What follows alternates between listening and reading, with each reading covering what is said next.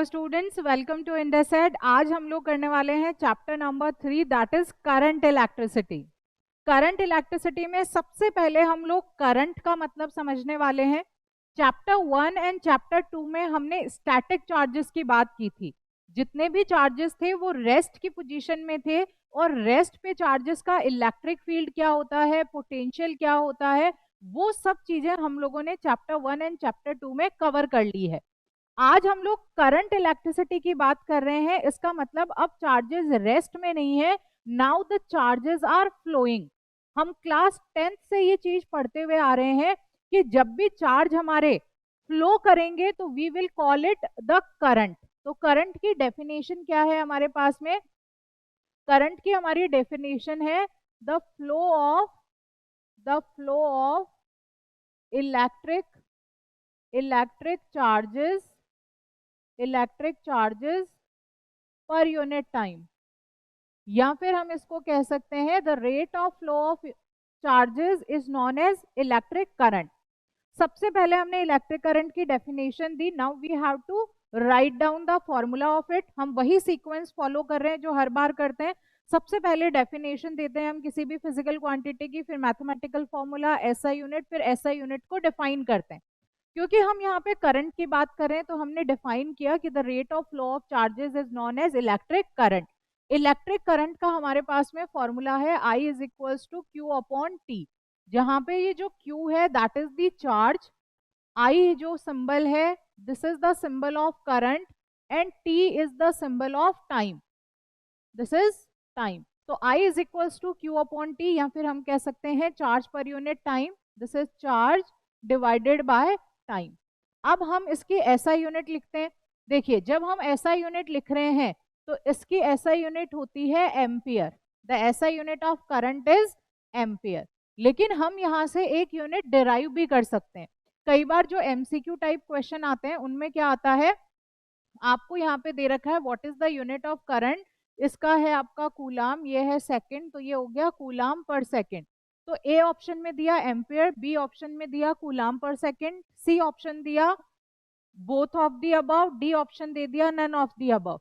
तो हम क्या करते हैं, सबसे पहले देखते हैं कि हाँ एम्पियर लिखा हुआ है, हम एम्पियर पे टिक कर देते हैं और हमने दूसरी वाली यूनिट देखी ही नहीं।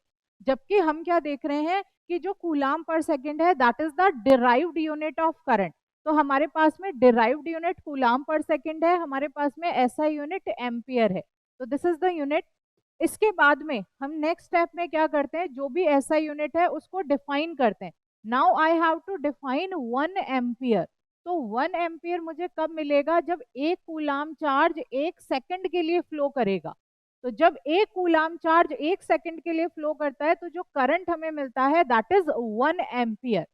नेक्स्ट हमारा पॉइंट होता है कि जो फिजिकल क्वांटिटी है, whether it is a scalar quantity और वेक्टर क्वांटिटी, तो जो करंट होता है it is a scalar quantity. मैं आपको क्लास में भी इस चीज को बहुत अच्छे से पूरे वेक्टर लॉस को यहाँ पे डिफाइन करके कि किस तरह से जो करंट है वो वेक्टर के सिंपल लॉस को फॉलो नहीं करता, इसलिए हम इसे वेक्टर क्वांटिटी में नहीं रखते हैं। दो इसके पास में डायरेक्शन भी है, मैग्नीट्यूड भी है, but it does not follow the vector loss. तो इसलिए जो भी करंट होगा that will be a scalar quantity. Again 1 mark का क्वेश्चन या फिर एमसीक्यू टाइप जो क्वेश्चन है उसमें ये हम बता सकते हैं कि करंट कैसी यूनिट है। Current is a scalar quantity, it is not a vector quantity, though it has the direction also. तो हमने करंट के बारे में ये सारी बातें यहाँ पे देख ली। तो करंट हमारा क्या हो गया, we have given the definition, we have given the formula. कोई भी हमारा जो वायर होता है उसके अंदर बहुत सारे चार्जेस यहाँ पे फ्लो कर रहे होते हैं, तो हम उन्हीं चार्जेस को यहाँ पे लेते हैं। मोस्टली जो फ्लो होता है चार्जेस का वो इलेक्ट्रॉन्स का फ्लो होता है। यहाँ पे इलेक्ट्रॉन्स एक जगह से दूसरी जगह पे जाते हैं।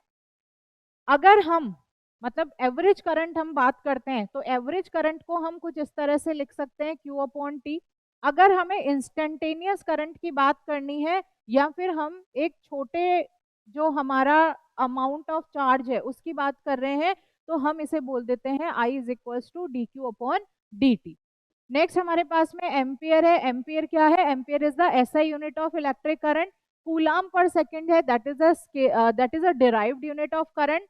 This current is a scalar quantity. अब बात आती है what is the direction of electric current. देखो इस चीज को भी हम लोगों ने क्लास 10th में पढ़ रखा है। क्लास 10th में हमने पढ़ा कि जो डायरेक्शन होता है करंट का, that is from positive terminal to negative terminal, ये हम लेके चलते हैं। लेकिन जो इलेक्ट्रॉन्स है वो कहाँ से कहाँ फ्लो करते हैं, वो negative to positive terminal flow करते हैं। तो अब यहाँ पे देखिए डायरेक्शन ऑफ करंट हम कौन सा लेंगे, ये पॉजिटिव टर्मिनल है, तो दिस पॉजिटिव से नेगेटिव टर्मिनल की तरफ जो डायरेक्शन है that will be the direction of current.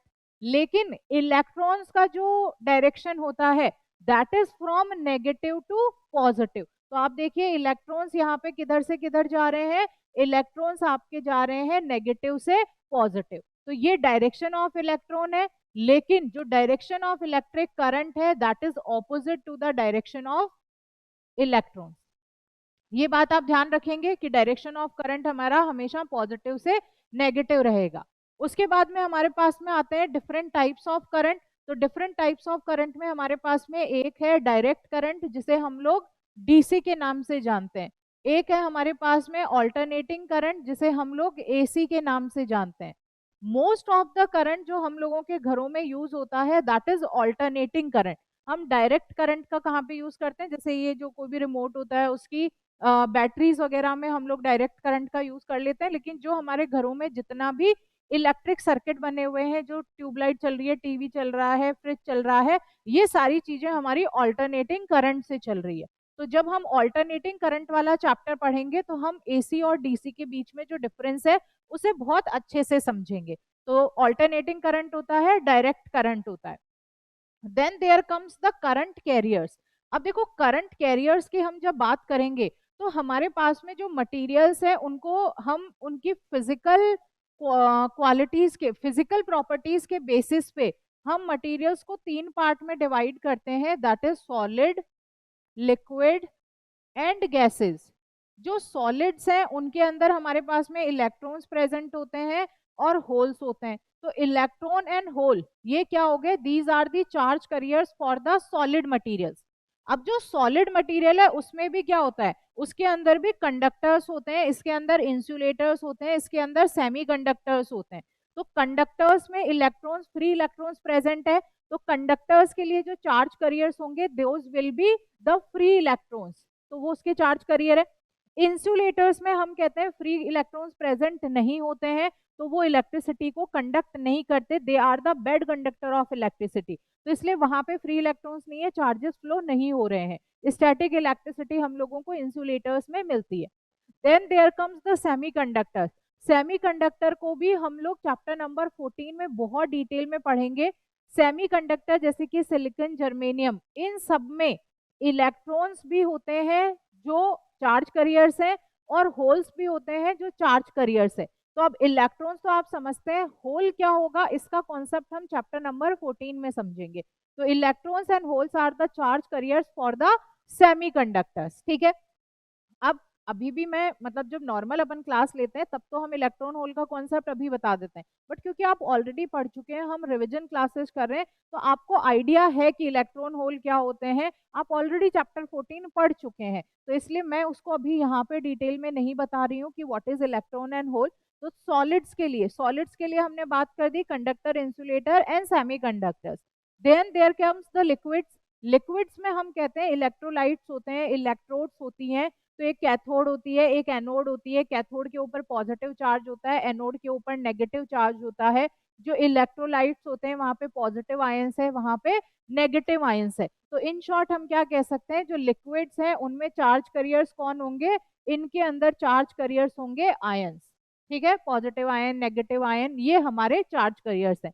जो गैसेस हैं, गैसेस को हम most of the time insulators की कैटेगरी में रखते हैं, लेकिन अगर इनसे बहुत, गैस के अंदर से बहुत ही हाई अमाउंट का इलेक्ट्रिक करंट को फ्लो करवाया जाए तो ये जो चार्जेस हैं, मतलब जो भी गैस के मॉलिक्यूल्स हैं उनके ऊपर भी चार्ज या फिर आयंस में वो कन्वर्ट हो जाते हैं। तो वो केस अलग होंगे जब बहुत ज्यादा हाई अमाउंट का करंट फ्लो हो रहा है, आसपास की जितनी भी हमारी जो गैस के मॉलिक्यूल्स है उनमें फ्रिक्शन हो गया, उनको आयनाइज कर दिया, उन पे चार्ज आ गया, अदरवाइज जो हमारी गैसेज होती है इनको हम लोग इंसुलेटर्स की तरह लेकर चलते हैं। तो चार्ज करियर्स के नाम पे हम क्या क्या कह सकते हैं, सॉलिड्स में हमारे पास इलेक्ट्रॉन्स एंड होल होते हैं, उसके बाद में आपका जो लिक्विड्स है उनमें आयंस होते हैं, और जो गैसेज हैं वो मोस्टली इंसुलेटर्स होती हैं। कुछ एक्सेप्शनल केसेस होते हैं जिनमें ये भी आयंस प्रोड्यूस करती है। तो these are the charge carriers. Current carriers हमारे पास में हो चुके हैं, हमने इनको पढ़ लिया है लिक्विड्स वगैरह में। गैसेज में भी हमने बात कर ली है। ये जो मैं आपको बता रही थी यहाँ पे ये होल, ये जो हम चैप्टर नंबर 14 में ऑलरेडी पढ़ के आ चुके हैं वो है ये। अब बात आती है यहाँ पे ड्रिफ्ट वेलोसिटी की। देखो ड्रिफ्ट वेलोसिटी को सबसे पहले हम डिफाइन कर लेते हैं। है तो ये वेलोसिटी, बट इसमें थोड़ा सा कुछ चेंज है कि मतलब किस तरह से ये वेलोसिटी काम कर रही है। तो ड्रिफ्ट वेलोसिटी क्या है? The drift velocity is defined as the average velocity with which free electrons in a conductor get drifted under the influence of an external electric field applied across the conductor। क्या मतलब हुआ इस पूरी line का? हमने कहा हमारे पास में कोई यहाँ पे एक कंडक्टर है, वी हैव अ कंडक्टर, हमारे पास में ये एक कोई कंडक्टर है। इस कंडक्टर के अंदर इलेक्ट्रॉन्स है जो कुछ भी ऐसे रैंडमली डिस्ट्रीब्यूटेड है, कोई एक्सटर्नल फील्ड नहीं है, तो इसलिए रैंडम डिस्ट्रीब्यूशन है इनका, कोई इधर एक दूसरे के इफेक्ट को कैंसिल आउट कर रहे हैं, थोड़ा बहुत इनका मूवमेंट यहाँ पे हो रहा है, लेकिन वो जो भी नेट वेलोसिटी आ रही है वो क्या आ रही है, वो जीरो आ रही है, क्योंकि एक दूसरे से कोलाइड कर रहे हैं, एक दूसरे के इफेक्ट को ये न्यूट्रलाइज कर दे रहा है। ये हमारे पास में एक कोई भी कंडक्टर है। अब हमने क्या किया, इस कंडक्टर को रख दिया किसी एक्सटर्नल इलेक्ट्रिक फील्ड में। जब एक्सटर्नल इलेक्ट्रिक फील्ड में ये रखा जाएगा तो अब जो इसके इलेक्ट्रॉन्स है वो सारे के सारे क्या हो जाएंगे, अलाइन हो जाएंगे, and now they will start moving. अब जब ये इलेक्ट्रॉन्स मूव करना स्टार्ट करेंगे तो ऐसा तो है नहीं कि सीधे सीधे बिल्कुल ऐसे समतल सा एक रास्ता है और उस रास्ते में से ये आराम आराम से सीधा सीधा चले जाएंगे, इनको कोई दिक्कत नहीं आएगी। हम कह रहे हैं कि ये फ्री इलेक्ट्रॉन्स है जो किसी भी कंडक्टर में से फ्लो हो रहे हैं, बट उस कंडक्टर में बहुत सारे एटम्स भी प्रेजेंट होंगे। तो जब ये इलेक्ट्रॉन्स जा रहे होंगे तो क्या होगा, यहाँ पे कोई एटम है, ये इलेक्ट्रॉन इधर आया और ये इलेक्ट्रॉन इससे टकराया, टकराया तो कॉलिजन हो गया, कॉलिजन हुआ तो इसकी जो वेलोसिटी है वो कुछ तो चेंज होगी, वो चेंज होके फिर ये कुछ इस तरह से गया, फिर यहाँ पे किसी से टकराया, फिर ये ऐसे गया, फिर इससे टकराया। तो हम कह रहे हैं कि जब भी कोई इलेक्ट्रॉन, जब भी कोई फ्री इलेक्ट्रॉन किसी भी कंडक्टर में फ्लो कर रहा है in the presence of external electric field, तो वो ऐसे स्मूथली फ्लो नहीं कर पाता, वो बीच बीच में जो एटम्स है, बाकी के दूसरे इलेक्ट्रॉन्स है, उनके साथ में उसका मल्टीपल टाइम्स कॉलिजन होता है। जब मल्टीपल टाइम्स कॉलिजन होता है तो उसकी जो वेलोसिटी है वो सेम नहीं रह पाती, उसकी वेलोसिटी कंटिन्यूएशन में चेंज हो रही है। जब हम सारे इलेक्ट्रॉन्स की जो वेलोसिटी जो कंटिन्यूएशन में चेंज हो रही है उसका एक एवरेज वेलोसिटी ले लेते हैं, तो हम उस एवरेज वेलोसिटी को कहते हैं ड्रिफ्ट वेलोसिटी। तो that is the drift velocity. क्या कॉन्सेप्ट हुआ ड्रिफ्ट वेलोसिटी का? कंडक्टर है, इलेक्ट्रॉन्स है उसके अंदर, रैंडमली डिस्ट्रीब्यूटेड है, इधर उधर मूव कर रहे हैं, कैंसिल आउट कर रहे हैं, एवरीथिंग इज सॉर्टेड। अब हमने उस कंडक्टर के ऊपर एक्सटर्नल इलेक्ट्रिक फील्ड लगाया, इलेक्ट्रिक फील्ड में रख दिया उसको, तो अब जो इलेक्ट्रॉन्स है वो मूव करना स्टार्ट होंगे। अब जो वो मूव करेंगे तो कुछ वेलोसिटी होगी, लेकिन अब जितने इलेक्ट्रॉन्स है उन सबकी वेलोसिटी अलग अलग है, क्योंकि वो सारे क्या कर रहे हैं, और अलग अलग भी है, और एक इलेक्ट्रॉन जो मूव कर रहा है उसकी भी वेलोसिटी अलग है, क्योंकि वो एक के साथ कोलाइड करा, उसकी एकदम से रुक गई, फिर थोड़ी बढ़ी, फिर थोड़ी बढ़ी, ऐसे करके वो एक जगह से दूसरी जगह तक जब गया तो मल्टीपल टाइम्स बीच में उसकी वेलोसिटी चेंज हुई। तो इसलिए हम एक कोई वेलोसिटी तो ले नहीं सकते, तो हम उसकी एक एवरेज वेलोसिटी ले लेते हैं, और वो जो एवरेज वेलोसिटी है उसी को कहा जाता है ड्रिफ्ट वेलोसिटी। ठीक है, अब इस ड्रिफ्ट वेलोसिटी का हम लोगों को क्या पता करना है, फॉर्मूला पता करना है। ड्रिफ्ट वेलोसिटी को हम नाम से जानते हैं, वीडी हम इसको लिखते हैं। क्या नाम से लिखते हैं हम इसको? वीडी हम इसको लिखते हैं। VD is the drift velocity. Red colour ले लेती हूँ, व्हाइट पे भी चल जाएगा और आपका ब्लैक पे भी। ये हमारे पास है। अब देखो ये हमारा कोई कंडक्टर था, इस कंडक्टर के ऊपर हम लोगों ने यहाँ पे ये एक्सटर्नल इलेक्ट्रिक फील्ड यहाँ पे लगा दिया। जब इलेक्ट्रिक फील्ड लगाया तो ये इलेक्ट्रिक फील्ड इधर की साइड में, अब ये इलेक्ट्रॉन्स मूव करना स्टार्ट होंगे। इलेक्ट्रॉन्स जब मूव करेंगे तो ये रैंडमली इधर उधर कोलाइड करेंगे। इलेक्ट्रिक फील्ड के अंदर है, इलेक्ट्रिक फील्ड के अंदर है, तो जो हमारा फोर्स है वो कितना लगेगा इसके ऊपर, ये इतना फोर्स इसके ऊपर लगेगा। फोर्स लगेगा तो कुछ एक्सलरेशन होगा, एक्सलरेशन है मतलब कुछ चेंज इन वेलोसिटी है, चेंज इन वेलोसिटी है तो हम एक एवरेज वेलोसिटी यहाँ पे ले लेते हैं। अब देखो यहाँ पे फोर्स लग रहा है तो एक फोर्स हमारा होता है ma के बराबर। अब यहाँ से अगर मैं a की वैल्यू निकालना चाहूँ तो वो हो जाएगी F अपॉन m। अब यहाँ जो फोर्स है वो किसके बराबर है, QE के बराबर। तो जो एक्सलरेशन आया इनका वो एक्सलरेशन क्या आ गया हमारे पास में, QE अपॉन m, ये एक्सलरेशन आया।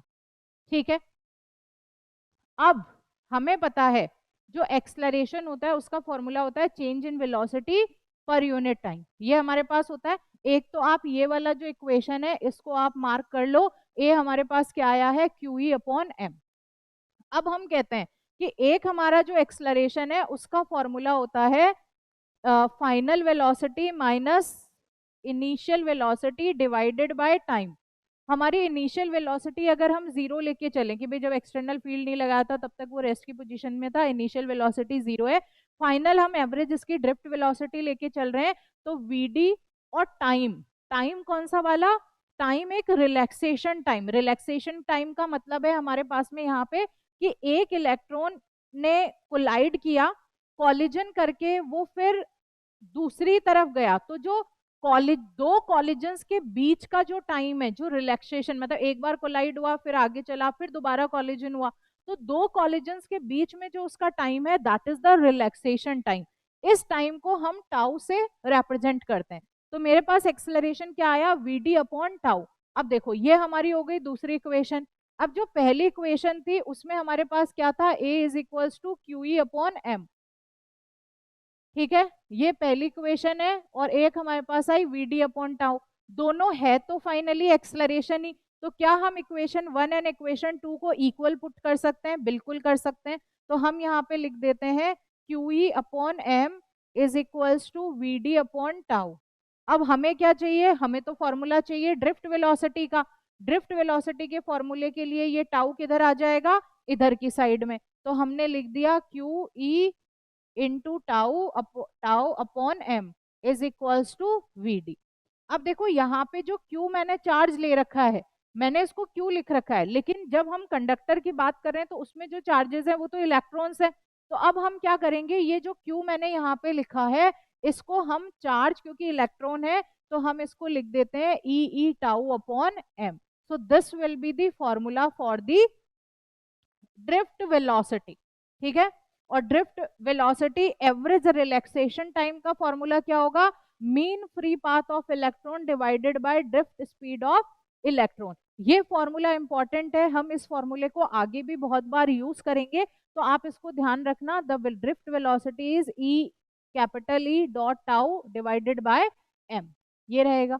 अब बात आती है मोबिलिटी। मोबिलिटी से हमारा मतलब है कि कोई भी जो इलेक्ट्रॉन्स है वो कितने मोबाइल है, कितना ज्यादा उनका जो मूवमेंट है वो कितना ज्यादा है। तो हम मोबिलिटी में क्या एग्जैक्टली बताते हैं कि जो इलेक्ट्रॉन्स है, जो चार्ज करियर्स है, उनका मूवमेंट कैसा है।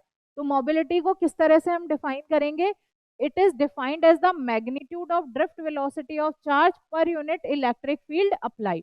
तो डेफिनेशन हो गई मोबिलिटी की हमारे पास में VD upon electric field, drift velocity per unit electric field. तो मतलब कितना मोबाइल है, कितना ज्यादा वो, कई होंगे जो धीरे धीरे चल रहे होंगे, कुछ इलेक्ट्रॉन्स होंगे जो ज्यादा चल रहे होंगे। तो चार्ज करियर्स का एग्जैक्टली मोबिलिटी कैसी है। ठीक है, फॉर्मूला क्या हो गया हमारे पास में, वीडी अपॉन ई। अब वीडी का फॉर्मूला अभी अभी हम लोगों ने निकाला है, वो क्या है, E tau upon m divided by E, ये है।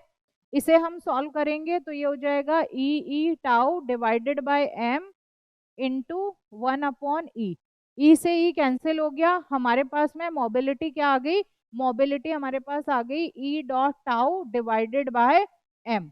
अब ये टाउ किसका, इलेक्ट्रॉन्स का, ये मास किसका है हमारे पास में, इलेक्ट्रॉन्स का। तो this is the formula for mobility of electrons. अब देखो मोबिलिटी ऑफ सिर्फ इलेक्ट्रॉन्स की मोबिलिटी नहीं होगी, यहाँ पे मोबिलिटी होल्स की भी होती है, क्योंकि अगर कोई सेमीकंडक्टर हमने ले रखा है तो वहां पे इलेक्ट्रॉन्स भी मूव करेंगे, वहां पे होल्स भी मूव करेंगे। तो हमें दोनों की मोबिलिटी पता होनी चाहिए। अगर हम इलेक्ट्रॉन्स की मोबिलिटी की बात करते हैं तो हम लिख देते हैं एम, ये म्यू इसका फॉर्म सिंबल है, E tau E upon M E, मतलब हम इलेक्ट्रॉन की बात कर रहे हैं। अगर हम होल की बात करेंगे तो हम यहाँ पे H लिख देंगे, हम यहाँ H लिख देंगे, हम यहाँ H लिख देंगे, मतलब हम मोबिलिटी ऑफ होल्स की बात कर रहे हैं। ठीक है, आई होप इतना क्लियर रहेगा। हम आगे चलते हैं। मोबिलिटी की एसआई यूनिट क्या है? मोबिलिटी की एसआई यूनिट देखो, इसका फॉर्मूला है, इससे आप पता कर सकते हो। आपके पास में ई चार्ज है, टाउ आपका टाइम है, देन एम जो है दैट इज द मास। तो हम यहाँ से इसकी मोबिलिटी की एसआई यूनिट निकाल सकते हैं। उसके बाद हम कहते हैं कि जो इलेक्ट्रॉन्स की मोबिलिटी है that is always greater than the mobility of holes. ठीक है, क्योंकि इलेक्ट्रॉन्स बहुत ही इजीली फ्रीली मूव कर सकते हैं, होल्स उतना फ्रीली मूव नहीं कर सकते हैं, तो इसलिए बॉन्ड टू बॉन्ड मूव करते हैं। इसलिए हम कहेंगे जो इलेक्ट्रॉन्स की मोबिलिटी है that is greater than the mobility of hole. अब बात आती है हमारे पास what is the relationship between drift velocity and current. तो करंट और ड्रिफ्ट वेलोसिटी, मतलब ड्रिफ्ट वेलोसिटी और करंट में हमें यहाँ पे क्या चाहिए? We want the relationship. जब रिलेशनशिप चाहिए तो आपको ये वाला डायग्राम कंसिडर करना है। हमारे पास में यहाँ पे ये कोई कंडक्टर है जिसकी लेंथ कितनी ले रखी है हमने? L, जिसका एरिया कितना है? A, जिसके अंदर जो इलेक्ट्रॉन्स है उनकी ड्रिफ्ट वेलोसिटी VD, जो इलेक्ट्रिक फील्ड लगा है वो E है, जो करंट इसमें से फ्लो हो रहा है दैट इज I, ये यहाँ पे है। अब देखो, हम यहाँ पे ले रखे हैं हमने कि सबसे पहले हम कह रहे हैं कि N क्या है? N is the number of free electrons per unit volume. देखो जो लास्ट में हमारे पास में वैल्यू आती है दैट इज NeAVD, ये आता है। तो मतलब ये फॉर्मूला हम याद रख रहे हैं। यहाँ पे N क्या है? यहाँ पे N है number of free electrons per unit volume. उसके बाद में हमने कहा कि टोटल वॉल्यूम कितना हो जाएगा? Area into length, A into L, तो हमें टोटल वॉल्यूम मिल जाता है। और टोटल फ्री इलेक्ट्रॉन्स कितने हो जाएंगे? उस पर्टिकुलर वॉल्यूम में जितने भी नंबर ऑफ इलेक्ट्रॉन्स है वो टोटल हो जाएंगे। तो इसलिए volume into number of electrons per unit volume. Total charge, charge हमारे पास कितना हो गया? ALN इंटू ई। अब करंट क्या होता है? Charge per unit time. तो चार्ज हमारे पास है A into length into N into E divided by time. अब देखो यहाँ पे हम कहते हैं कि जो हमारा लेंथ अपॉन टाइम है, ठीक है, वो किसके बराबर है? That is equals to the drift velocity, मतलब जो वेलोसिटी है। तो velocity is total length upon total time. ठीक है, वेलोसिटी हम वही कहते हैं डिस्प्लेसमेंट पर यूनिट टाइम, तो इसलिए यहाँ पे ये डिस्प्लेसमेंट और ये पर यूनिट टाइम, तो हम इसे वीडी लिख देंगे। तो ए है, वीडी है, एन है और ई है। इसको थोड़ा सा रीअरेंज करके हम लोग लिख देते हैं I is equals to n e A v d. तो this is the relation between drift velocity and the current. ये आप याद रखना है, ये वाला फॉर्मूला भी, ड्रिफ्ट वेलोसिटी का फॉर्मूला भी, और जो ये करंट और ड्रिफ्ट वेलोसिटी की रिलेशन है NeAVD, इसको भी आपको याद रखना है। Then there comes Ohm's law. देखो बचपन से ओम्स लॉ पढ़ते हुए आ रहे हैं। ओम्स लॉ कहता है कि if the physical conditions remain constant, अगर फिजिकल कंडीशंस को हम कांस्टेंट रखते हैं तो हमारा जो V है that is directly proportional to current. Potential और करंट दोनों क्या है? डायरेक्टली प्रोपोर्शनल है। अगर V और I के बीच में हम ग्राफ बनाते हैं तो वो हमें कैसा मिलता है? वो एक स्ट्रेट लाइन ग्राफ मिलता है। तो V is directly proportional to I। अगर हम प्रोपोर्शनैलिटी साइन को हटाते हैं तो यहाँ पे एक कांस्टेंट लगाना है। ये जो कांस्टेंट लगता है दैट इज द रेजिस्टेंस। इसे हम क्या कहते हैं? We call it the resistance. अब बात आती है कि आखिर रेजिस्टेंस क्या होता है? Resistance is the property of a material by virtue of which it opposes the motion of the electrons. तो किसी भी मटेरियल की वो प्रॉपर्टी जिसकी वजह से ये इलेक्ट्रॉन्स के मोशन को अपोज करता है, उस प्रॉपर्टी को हम रेजिस्टेंस कह देते हैं। ठीक है, यहां से हमें फॉर्मूला V का क्या मिल गया? V का फॉर्मूला IR मिल गया। हमें I का फॉर्मूला मिल जाता है V अपॉन R। हमें R का फॉर्मूला मिल जाता है V अपॉन I। तो ये तीन फॉर्मूले हमें यहाँ से मिलते हैं जो हम मल्टीपल टाइम्स यूज करते रहते हैं। अब हमारे पास में रेजिस्टेंस, रेजिस्टेंस हमने बता दिया क्या होता है। हमने सबसे पहले रेजिस्टेंस की डेफिनेशन दी। डेफिनेशन क्या बोलती है? The property by virtue of which the material opposes the motion of the electrons. Definition के बाद में हम क्या लिखेंगे? इसका फॉर्मूला, मैथमेटिकल फॉर्मूला। तो R इज इक्वल्स टू हमारे पास है V अपॉन I। फॉर्मूले के बाद में हम लिखते हैं SI यूनिट। तो रेजिस्टेंस की SI यूनिट होती है ओम, जिसे हम कुछ इस तरह से सिंबल से रिप्रेजेंट करते हैं, दिस इज ओम। अब हमें क्या करना है, now we have to define 1 ohm. 1 ohm को डिफाइन कैसे करने, अगर 1 वोल्ट का करंट पोटेंशियल है और 1 एम्पियर करंट फ्लो हो रहा है, तो जो रेजिस्टेंस होगा किसी भी मटेरियल का, that will be equal to 1 ohm. तो ये हमने चारों चीजें यहाँ पे कवर कर ली। बहुत क्विकली करवा रही हूँ बेटा मैं आप लोगों को, क्योंकि बहुत ही छोटे टाइम में हमें पूरी दोनों किताबें कंप्लीट यहाँ पे करनी है, that's why I am doing it very quickly. चलो, तो SI of unit of resistance ohm हो गई। 1 ओम हमारा क्या हो जाएगा, 1 ohm is equals to electrical resistance of a conductor through which a current of 1 ampere flows when a potential difference of 1 volt is applied across the ends of the conductor. ये हो गया। आगे चलते हैं। Now what are the factors on which the resistance depend. तो हम कहते हैं रेजिस्टेंस जो होता है हमारा, this is directly proportional to the length of the conductor. जैसे जैसे लेंथ इंक्रीज होगी कंडक्टर की, वैसे वैसे रेजिस्टेंस भी इंक्रीज होता जाता है। तो पहला हो गया, it is directly proportional to the length. दूसरा हम कहते हैं R is inversely proportional to the area of the cross section. जैसे जैसे एरिया ऑफ क्रॉस सेक्शन बढ़ेगा वैसे वैसे रेजिस्टेंस कम होगा। तो इसका इनवर्स रिलेशन होता है area of the cross section पे। तीसरा, ये किसके ऊपर डिपेंड करता है, it depends on the nature of the material and it depends on the temperature of the material. तो nature of the material and fourth factor हमारे पास हो गया, आपके पास में आ गया टेम्परेचर। तो there are these are the 4 factors on which the resistance of a conductor depend. पहला है लेंथ, दूसरा है एरिया ऑफ क्रॉस सेक्शन, तीसरा है नेचर ऑफ द मटेरियल, चौथा है हमारे पास में टेम्परेचर। चलो, इतना हो गया। अब देखो इक्वेशन 1 और इक्वेशन नंबर 2 दोनों को हम एक साथ लिखेंगे। तो this will be R is directly proportional to L upon A. जब हम यहाँ से प्रोपोर्शनैलिटी साइन को हटाएंगे, जब ये प्रोपोर्शनैलिटी साइन हटेगा तो यहाँ पे एक कांस्टेंट लगेगा और वो जो कांस्टेंट है उसे हम कहते हैं रेजिस्टिविटी। अब हमारे पास क्या आ गया, R is equals to rho L upon A, where rho is what, rho is the resistivity of the material. ये रेजिस्टिविटी है। अब हम कहते हैं कि आखिर ये रेजिस्टिविटी क्या होती है। तो देखो रेजिस्टिविटी क्या होगी, पहले तो हम यहाँ से रेजिस्टिविटी का फॉर्मूला निकालते हैं। रेजिस्टिविटी के फॉर्मूले के लिए इस ए को इधर ले जाओ, तो R into A divide by L is equals to रो।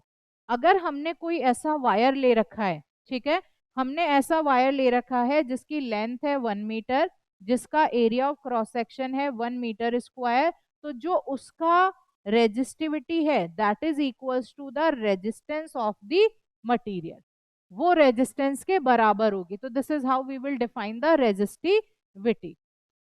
ऐसा यूनिट क्या होगी रेजिस्टिविटी की, ohm metre. Ohm metre will be the SI unit. चलो आगे बढ़ते हैं। तो factors, length of the conductor directly proportional to length होता है, inversely proportional to area of the cross section. दोनों को साथ में रखोगे तो it will be R rho L upon A. Rho is specific resistance और electrical resistivity of the material. अगर एल हमने 1 मीटर लिया, ए 1 मीटर स्क्वायर लिया, तो आर हमारा किसके बराबर आया, रो के बराबर आया। तो रेजिस्टिविटी को कैसे डिफाइन करेंगे, the resistivity of the material of a conductor is defined as the resistance of a unit length with the unit area of cross section of the material of the conductor। ऐसा unit क्या हो जाएगी, ओम metre. कैसे, simply बोलो, अगर एक length 1 metre का हमने वायर ले रखा है, area of cross section 1 metre है, तो उसका जो रेजिस्टेंस होता है उसी के बराबर उसकी रेजिस्टिविटी होती है। बस इसकी यही डेफिनेशन है। ऐसा यूनिट क्या है, ओम मीटर। फॉर्मूला हमने लिख ही लिया था अभी इसका। चलो, अब बात आती है what are the factors on which the electrical resistivity depend. मतलब रेजिस्टिविटी किन चीजों पे डिपेंड करती है, अब हमें वो वाली चीजें पता करनी है। तो उसके लिए हम यहाँ पे क्या ले रहे हैं, हम ले रहे हैं ओम्स लॉ का यूज। ओम्स लॉ में हमने कहा V is equals to I R, ठीक है। अब हमारे पास में करंट, करंट ये V देखो पोटेंशियल के लिए है, और अब V के लिए भी क्या होता है, वेलोसिटी होती है, V से पोटेंशियल होता है। तो दोनों को हम V से ही रिप्रेजेंट करते हैं, तो कंफ्यूज नहीं होना है आप लोगों को। I की जगह मैं क्या लिख सकती हूँ, I की जगह अभी अभी हमने निकाला था NeAVD, ये हमने निकाला था, तो हम यहाँ पे लिख देते हैं NeAVD इंटू R, ये हम लोगों ने यहाँ पे लिख दिया। अब हम इसमें VD की वैल्यू भी पुट कर देते हैं। NeAVD हमने क्या निकाला था, E tau upon M, into R, ये हमारे पास में आ गया। अब यहाँ से हमारे पास पोटेंशियल क्या आएगा, पोटेंशियल हमारे पास में आ जाएगा आर एन, ये ई और ये ई दोनों ई स्क्वायर बना देंगे, ये हमारे पास ए है। हमने यहाँ पे हमने क्या लिख रखा है यहाँ पे, एन ई स्क्वायर ए, और उसके बाद में हमने इलेक्ट्रिक फील्ड जो है उसकी जगह हम लिख लेते हैं V अपॉन एल, और हमने यहाँ पे V, ये अब V अपॉन एल ये कहाँ से आया, देखो मैंने आपको अभी पहले पिछले सेकंड वाले चैप्टर में बताया था E जो होता है this is equals to minus d V upon R, electric field का डायरेक्शन डिक्रीजिंग पोटेंशियल के डायरेक्शन की तरफ होता है। ये E और इलेक्ट्रोस्टैटिक पोटेंशियल के बीच में रिलेशन है इलेक्ट्रिक फील्ड और उसमें। अब ये dv और dr तो छोटे छोटे हैं, अगर हम बड़े लिखें तो v लिख सकते हैं और इसको r लिख सकते हैं। तो हम r मतलब लेंथ, मतलब वो जो डिस्टेंस है दैट इज द r। अब हमने यहाँ पे जो ये ले रखा है कंडक्टर, उसकी लेंथ हमने l ले रखी है, तो r हमारा क्या हो जाएगा, r की जगह हमने यहाँ पे लेंथ लिख ली, तो इसलिए ये E हमारा क्या हो गया, v potential divide by length हो गया। तो v potential divide by length हो गया, टाउ अपॉन m बच गया। अब देखो, अब हमारे पास में ये सारी चीजें, हमारे पास ये फॉर्मूला आ गया। अब इस फॉर्मूले को हम थोड़ा सा रीअरेंज करते हैं, हम यहाँ से जितनी भी चीजें हैं वो उधर ले जाते हैं, यहाँ पे हम क्या रखते हैं, सिर्फ और सिर्फ हमारा रॉ की वैल्यू हमें चाहिए, तो हम रेजिस्टेंस को इधर रखते हैं। जब रेजिस्टेंस को इधर रखेंगे तो हमारे पास में क्या आ जाएगा, आपके पास में इसको लिख देती हूँ मैं यहाँ पे, V इन, एक second, V into L into m divided by n e square A into V into tau is equals to R. आप यहाँ पे v से v कैंसिल कर दो, और अब हमारे पास में क्या बच रहा है, अब हमारे पास में बच रहा है r is equals to m n e square tau L upon A. अब आप कहोगे मैम ये एल अपॉन ए आपने इस तरह से क्यों लिखा, मैंने एल अपॉन ए इसलिए यहाँ पे लिखा क्योंकि मैं इसको कौन से वाले फॉर्मूले के साथ में कंपेयर करना चाह रही हूँ, मैं इसको कंपेयर करना चाह रही हूँ R is equals to rho L upon A के वाले फॉर्मूले के साथ। जब मैं इस वाले फॉर्मूले को R is equals to m upon n e square tau dot L upon A, इन दोनों फॉर्मूलाज को जब मैं कंपेयर करती हूँ, तो क्या आप यहाँ पे देख पा रहे हैं कि जो हमारी रॉ की वैल्यू आएगी वो रॉ की वैल्यू किसके बराबर आ रही है, एक सेकेंड, रॉ की वैल्यू हमारे पास में आ रही है m upon n e square tau, इनके बराबर आ रही है। तो हमारे पास में रेजिस्टिविटी के लिए, इलेक्ट्रिकल रेजिस्टिविटी के लिए फॉर्मूला क्या आ गया ये। अब हम इस फॉर्मूले से आराम से बता सकते हैं कि आखिर इसमें किस किस चीजों पे डिपेंडेंसी रहेगी। तो देखो, जो रेजिस्टिविटी है, इलेक्ट्रिक चार्ज तो हमारा कांस्टेंट है, मास ऑफ द इलेक्ट्रॉन्स भी कांस्टेंट है, बचा क्या, नंबर ऑफ इलेक्ट्रॉन्स और रिलैक्सेशन टाइम। तो जो रेजिस्टिविटी है वो किस पे डिपेंड करती है, number of electrons per unit volume पे डिपेंड करती है, प्लस ये डिपेंड करती है रिलैक्सेशन टाइम पे। अगर बहुत सारे फ्री इलेक्ट्रॉन्स होंगे तो इसका मतलब क्या है, कंडक्शन बहुत अच्छे से यहाँ पे होगा, लेकिन बहुत ज्यादा नंबर ऑफ इलेक्ट्रॉन्स होंगे तो रेजिस्टिविटी क्या हो जाएगी, कम, क्योंकि नंबर ऑफ इलेक्ट्रॉन्स ज्यादा है पर यूनिट वॉल्यूम, तो वो मतलब कंडक्टिविटी बढ़ाएंगे, तो रेजिस्टिविटी क्या हो गई, कम हो गई।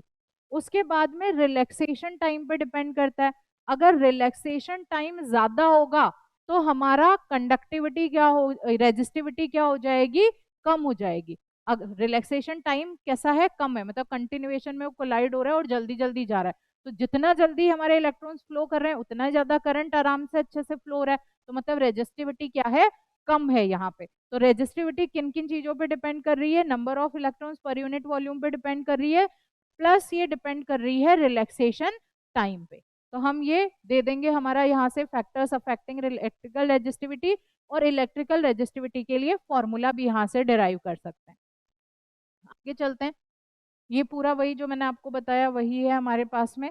अब बात आती है कि रेजिस्टिविटी जो है वो टेम्परेचर के साथ में किस तरह से वेरी करती है। तो देखो, इसके लिए हम कहते हैं कि रेजिस्टेंस हमारा R2 माइनस R1, पहले R1 रेजिस्टेंस था फिर कुछ R2 रेजिस्टेंस हो गया, तो ये डायरेक्टली प्रोपोर्शनल होता है इनिशियल रेजिस्टेंस के, ठीक है। इसके अलावा जो ये R2 माइनस R1 है, it is directly proportional to the change in temperature.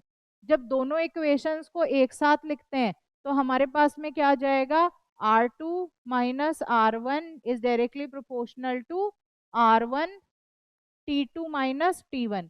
Proportionality sign हटाएंगे तो हम यहाँ पे एक कांस्टेंट लगाएंगे जिसे हम अल्फा बोलते हैं। तो हमारा फॉर्मूला कैसा आ जाएगा, इसको रीअरेंज करने पे ये फॉर्मूला कुछ इस तरह का आ जाएगा। देखो यहाँ पे ये आ गया R2 minus R1 is equals to alpha R1 T2 minus T1। अब हमें R2 चाहिए तो R1 को इधर हमने ले जाके प्लस R1 कर दिया, तो ये फॉर्मूला। अगर हमें अल्फा अल्फा हमारे पास में यहाँ पे टेम्परेचर कोफिशिएंट ऑफ रेजिस्टेंस है, तो इस अल्फा को टेम्परेचर कोफिशिएंट को हम क्या लिख सकते हैं, R2 minus R1 divided by R1 into T2 minus T1। तो ये टेम्परेचर के साथ में रेजिस्टेंस और रेजिस्टिविटी किस तरह से वेरी कर रही है उसके लिए फॉर्मूला है। अब ये तो रेजिस्टेंस का फॉर्मूला मैंने लिखा है, अब आप कहोगे कि रेजिस्टिविटी के लिए क्या होगा, तो रेजिस्टिविटी के लिए आप यहाँ पे रो2 माइनस रो1 इज इक्वल्स टू अल्फा रो1 T2 माइनस T1। ये फॉर्मूला कुछ इस तरह से आप इसको मॉडिफाई कर लोगे। तो टेम्परेचर का variation with resistance and resistivity, ठीक है, ये हमारे पास में आ गया। नेक्स्ट हमारे पास क्या है, चलो ये वाला यहाँ पे दिया हुआ है रेजिस्टिविटी का भी। मेटल्स के लिए जो टेम्परेचर कॉफिशिएंट है ये कैसा होता है, इट इज पॉजिटिव, इसलिए मेटल्स का रेजिस्टेंस टेम्परेचर इंक्रीज करने के साथ में इंक्रीज होता है। लेकिन जो सेमीकंडक्टर्स है उनका जो अल्फा है दैट इज नेगेटिव। इसका मतलब अगर सेमीकंडक्टर्स में आप टेम्परेचर को डिक्रीज करोगे तो उनका जो रेजिस्टेंस है वो क्या हो जाएगा, वो टेम्परेचर के साथ में okay resistance decreases with rise in temperature. और जो हमारा मेटल्स है उसके लिए resistance of metal increases with rise in temperature. अभी मैं आप लोगों को वो सुपर कंडक्टिविटी जो सेमी कंडक्टिविटी है उसका भी एक कॉन्सेप्ट बताऊंगी। तो ये हम दैट इज समथिंग डिफरेंट, वो यहाँ पे थोड़ा सा क्लैश कर गया। यहाँ पे आपको क्या बताना है, अल्फा पॉजिटिव है मतलब मेटल्स में रेजिस्टेंस अगर टेम्परेचर इंक्रीज होगा तो रेजिस्टेंस भी इंक्रीज होगा। वहीं पे अगर अल्फा नेगेटिव आता है तो उस वाले केस में अगर टेम्परेचर इंक्रीज होता है तो जो रेजिस्टेंस है वो डिक्रीज होगा। That is the case of semiconductors and insulator. चलो नेक्स्ट करते हैं हम, effect of temperature on resistance and resistivity.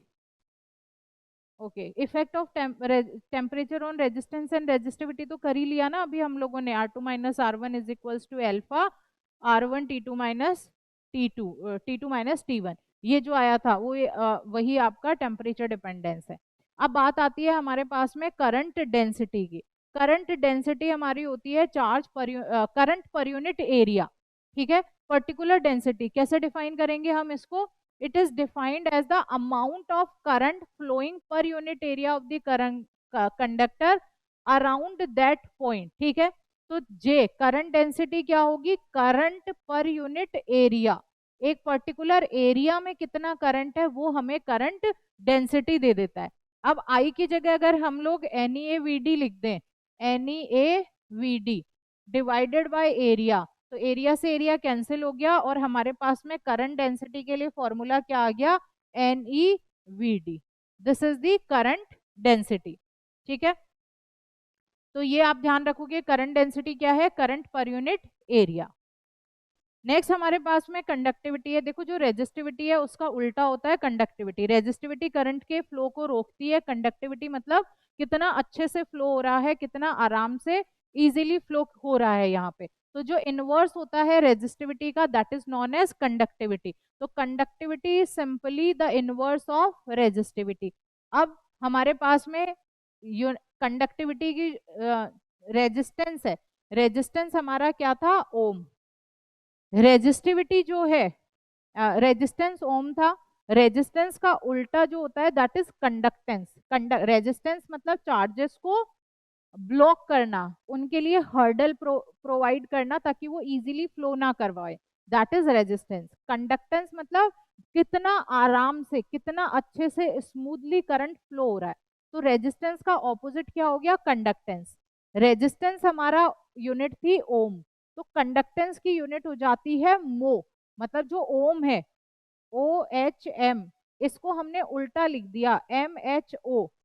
पहले ओम हम ऐसा लिख रहे थे, अब हमने इसको उल्टा कर दिया, दैट इज मो, क्योंकि कंडक्टेंस क्या है, रेजिस्टेंस का कंप्लीटली ऑपोजिट है। तो कंडक्टेंस क्या हो जाएगा, the inverse of resistance is called conductance.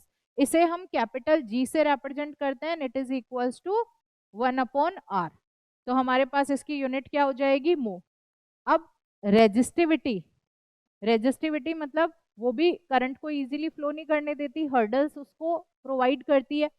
Conductivity क्या है, कितना इजीली कोई भी चार्जेस फ्लो कर रहे हैं किसी भी मटेरियल के अंदर, तो मटेरियल की प्रॉपर्टी कि कितना आराम से वो चार्जेस को फ्लो होने दे रहा है, उसकी कंडक्टिविटी बहुत अच्छी है, मतलब बहुत अच्छे से चार्जेस फ्लो हो रहे हैं। कंडक्टिविटी रेजिस्टिविटी का ऑपोजिट होता है, तो इसको हम लोग रिप्रेजेंट करते हैं सिग्मा से, इट इज इक्वल्स टू 1/ρ। अब जो रेजिस्टिविटी है उसका हम लोगों ने क्या लिया था, हमने उसका जो एसआई यूनिट है वो ओम मीटर ली थी। तो जो हमारे पास में कंडक्टिविटी है उसकी यूनिट आ जाएगी मो पर मीटर। ठीक है, ओम का उल्टा मो हो गया और मीटर का उल्टा पर मीटर हो गया। तो this is how conductance and conductivity को आप एक्सप्लेन कर सकते हो। कंडक्टेंस रेजिस्टेंस का उल्टा, कंडक्टिविटी रेजिस्टिविटी का उल्टा। Relation between J sigma and E, देखो जे सिग्मा एंड ई में जो हमें रिलेशन के लिए हम यूज करेंगे I is equals to NEA/VD। अब हम यहाँ पे VD की वैल्यू रख देते हैं, that is equals to E tau upon M.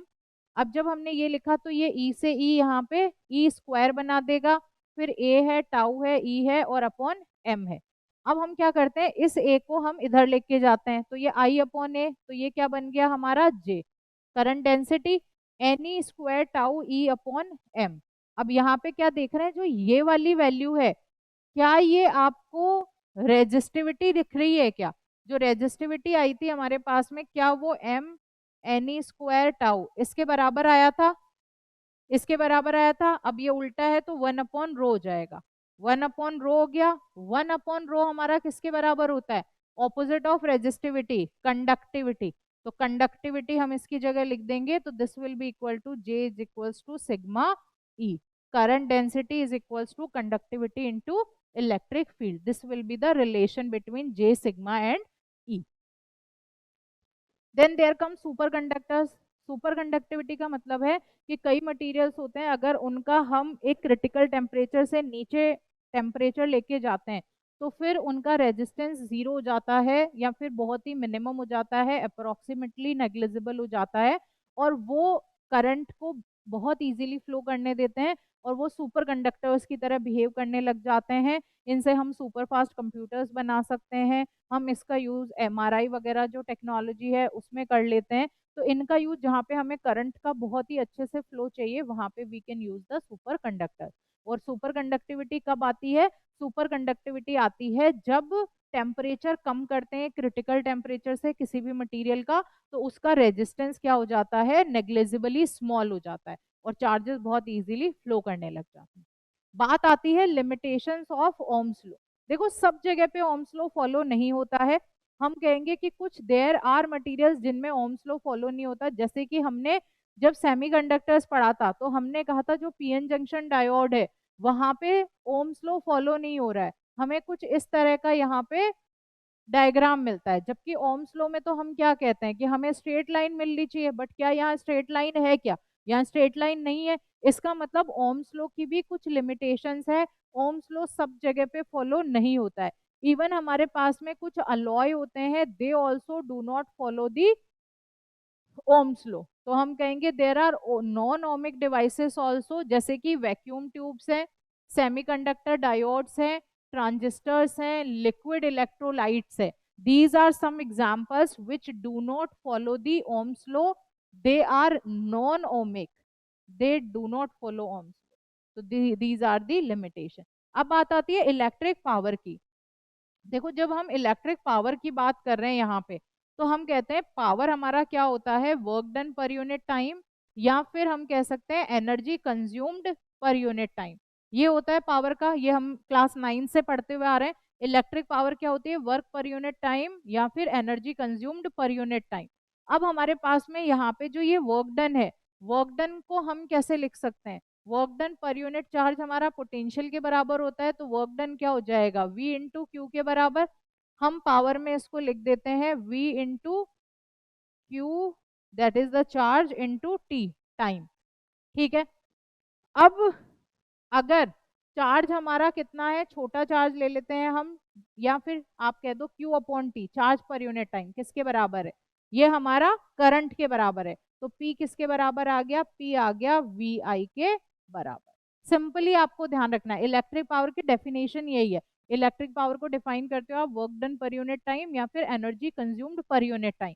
तो definition energy consumed per unit time, work done per unit time. Formula क्या हो गया? P is equals to W upon T और E अपॉन टी। पावर की SI unit हो जाती है वाट। वाट को अगर हम डिफाइन करें तो हम कहेंगे कि अगर 1 जूल वर्क हो रहा है कितने में? 1 सेकंड में, तो पावर कितनी है? 1 वॉट है। या फिर 1 जूल एनर्जी कंज्यूम हो रही है 1 सेकंड में, तो पावर क्या हो गई? वाट हो गई। तो दिस इज पावर। अब पावर में हमने P is equals to VI करके एक यहाँ पे पोटेंशियल और करंट की फॉर्म में हमने पावर का फॉर्मूला निकाला है। तो ये फॉर्मूला कैसे निकाला? P is work done per unit time. Work done हमारा किसके बराबर होता है? पोटेंशियल इनटू चार्ज के बराबर। हमने ये लिख दिया charge per unit time current के बराबर होता है, तो P is equals to VI। अब अगर मैं P is equals to VI जो है हमारा, इसके अंदर अगर मैं ओम्स लॉ का यूज कर लूं, अब मैं इसमें क्या करूं? ओम्स लॉ का यूज करूं। तो ओम्स लॉ हमारा क्या होता है? V is equals to IR। ठीक है। अब मैंने V की जगह यहाँ पे IR लिख दिया, इनटू I लिख दिया, तो P मुझे क्या मिल गया? I square R। तो मेरे पास में पावर का एक और यहाँ पे फॉर्मूला आ गया, दैट इज, एक तो है PVI, एक हो गया P is equals to I square R। अब जरूरी नहीं है कि मैं यहाँ पे V की वैल्यू रखूं, मैं यहाँ पे I की वैल्यू भी रख सकती हूँ, that is I is equals to V upon R। तो पावर कितना हो जाएगा? V इंटू I की जगह मैंने लिखा V अपॉन R, तो this is equals to V square by R। तो मेरे पास में तीसरा फॉर्मूला क्या आ गया पावर का? V square by R। तो आई हैव दीज 3 फॉर्मूलाज। एक फॉर्मूला है P is equals to VI, दूसरा फॉर्मूला है P is equals to I square R, तीसरा है V स्क्वायर बाय R, चौथा है P is equals to work done per unit time, पांचवा है power is equals to energy consumed per unit time. ये 5 फॉर्मूले हमारे पास में इलेक्ट्रिक पावर के प्रेजेंट है। चलो, 1 वॉट को हमने डिफाइन कर ही दिया। अब इलेक्ट्रिकल एनर्जी, इलेक्ट्रिकल एनर्जी क्या होगी? देखो, इलेक्ट्रिकल एनर्जी हम कहेंगे कि पावर क्या होती है? Power is energy consumed per unit time. तो ये एनर्जी कितनी होगी? Electrical energy power into time. Power कितना है? VI के बराबर into time, this is equals to electrical energy. या फिर आप इसको I स्क्वायर R भी लिख सकते हो, into T, which is equals to energy consume. तो हमारे पास एनर्जी कंज्यूम्ड कितनी आ गई? I square RT। इसे हम लोग जूल्स लॉ ऑफ हीटिंग भी कहते हैं। जूल्स लॉ ऑफ हीटिंग हमारा कहता है अगर कोई भी मटेरियल है उसमें से हमने करंट को फ्लो करवाया तो वहां पे कुछ हीट एनर्जी डेवलप होती है, और वो किस लॉ को फॉलो करती है? H is equals to I square RT को फॉलो करती है। कैसे कि डिराइव करेंगे वो सिंपल है बहुत ही। हमारे पास में ये फॉर्मूला पता है, इसको ऐसे किया, P की जगह VI लिखा, VI की जगह I स्क्वायर R लिखा, और हमारे पास एनर्जी कंज्यूम्ड हमारी आ गई हीट एनर्जी की फॉर्म में I square RT, that is joules law of heating. अब हम इस जो भी हमारे पास में ये पावर है, पावर की ऐसा यूनिट तो वाट होती है, लेकिन इसकी जो कमर्शियल यूनिट है, कमर्शियल यूनिट जो होती है दैट इज किलोवाट आवर। क्या होती है? किलोवाट आवर, जिसे हम 1 यूनिट भी कहते हैं। हमारे घरों में बिजली का बिल आता है, बिजली का बिल आता है तो हम लोग क्या कहते हैं कि इस बार हमने कितने यूनिट एनर्जी कंज्यूम करी? तो 10 यूनिट, 20 यूनिट, ऐसे हम बोलते हैं। जो तो 10 यूनिट है, 20 यूनिट है, वो क्या है? That is the commercialised unit, that is the commercial unit. और यूनिट ही किसके बराबर होती है? किलोवाट आवर के बराबर होती है। वाट एक छोटी यूनिट है तो हम किलोवाट कह देते हैं, फिर आवर मतलब पर घंटे कितना कंजम्पशन हो रहा है एनर्जी का, तो उस हिसाब से कमर्शियल यूनिट हमारी किलोवाट आवर हो जाती है। किलोवाट आवर में कितने जूल होते हैं? 3.6 इंटू 10⁶ जूल। अब देखो, कई गाड़ियों के इंजन वगैरह होते हैं, वहां पे भी पावर होती है इंजन की, तो वो जो यूनिट है मैकेनिकल फिजिक्स की, वो यूनिट है हमारी हॉर्स पावर। और 1 हॉर्स पावर में हमारे पास होते हैं 746 वाट। ठीक है, तो कमर्शियल यूनिट क्या होगी? कमर्शियल यूनिट किलोवाट आवर या फिर यूनिट।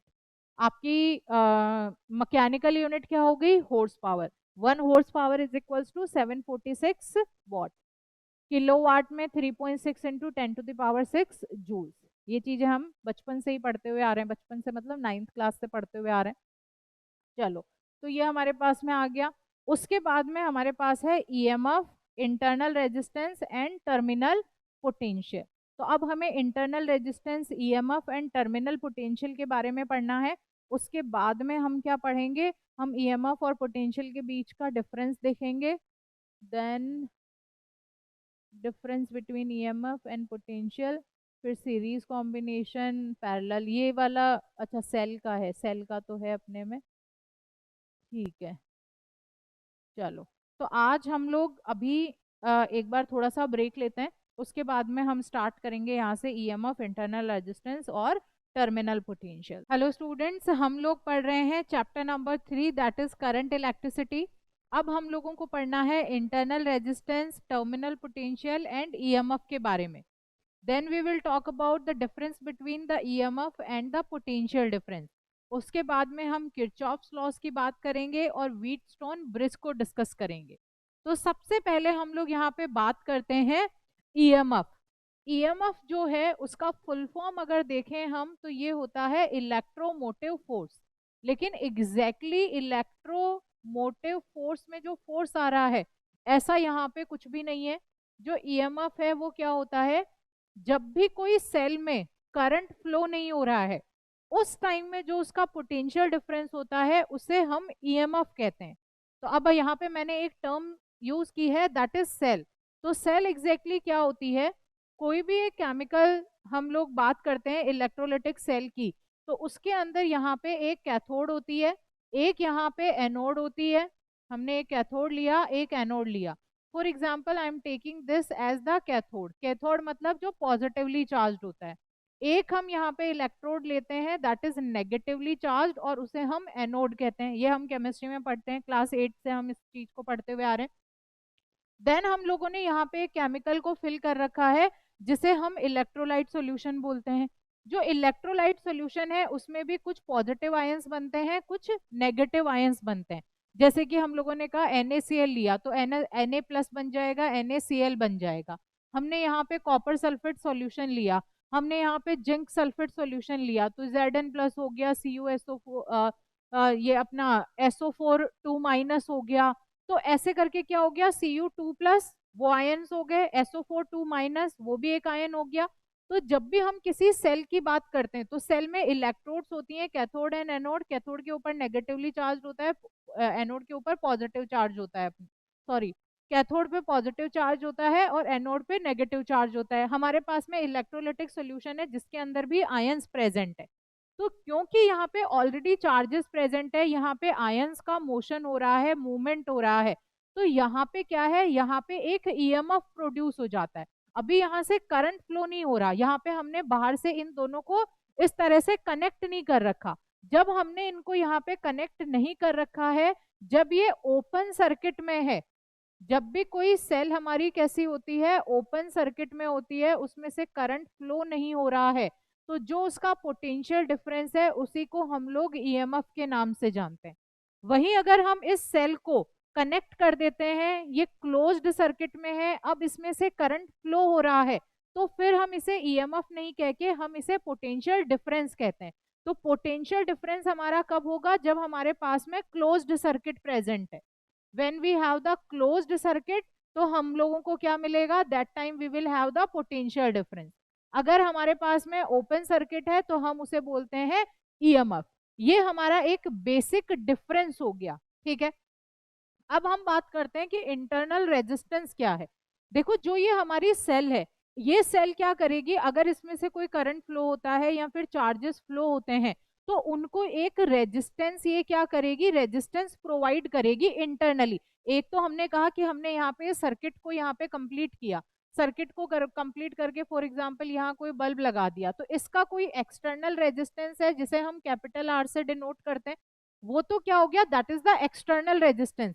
लेकिन ये जो यहाँ पे पूरा सिस्टम हम लोगों ने ले रखा है, ये सिस्टम भी क्या कर रहा है, ये सिस्टम भी इंटरनली एक रेजिस्टेंस को यहाँ पे दिखा रहा है। तो जो इंटरनल रेजिस्टेंस हम लोगों को यहाँ पे मिल रहा है, that is known as the internal resistance. जो यहाँ पे इसके अंदर जो रेजिस्टेंस है, इसे हम स्मॉल आर से डिनोट करते हैं। तो एक इंटरनल रेजिस्टेंस हो गया, एक हमारा एक्सटर्नल रेजिस्टेंस। एक्सटर्नल रेजिस्टेंस को हम लोग कैपिटल आर से डिनोट करेंगे, इंटरनल रेजिस्टेंस को हम स्मॉल आर से डिनोट करते हैं। हमारे पास में ईएमएफ है, ईएमएफ को हम स्मॉल ईबी से भी रिप्रेजेंट करते हैं, कैपिटल ई से भी रिप्रेजेंट करते हैं। जहां पे हम लोग पोटेंशियल डिफरेंस की बात करते हैं, वहां पे हम पोटेंशियल को वी से डिनोट करते हैं। तो जब भी हमारे पास में कोई ओपन सर्किट होगा, तो हम पोटेंशियल डिफरेंस का वी नहीं लिख के उस पोटेंशियल डिफरेंस की जगह ई लिखेंगे, दैट इज द ईएमएफ।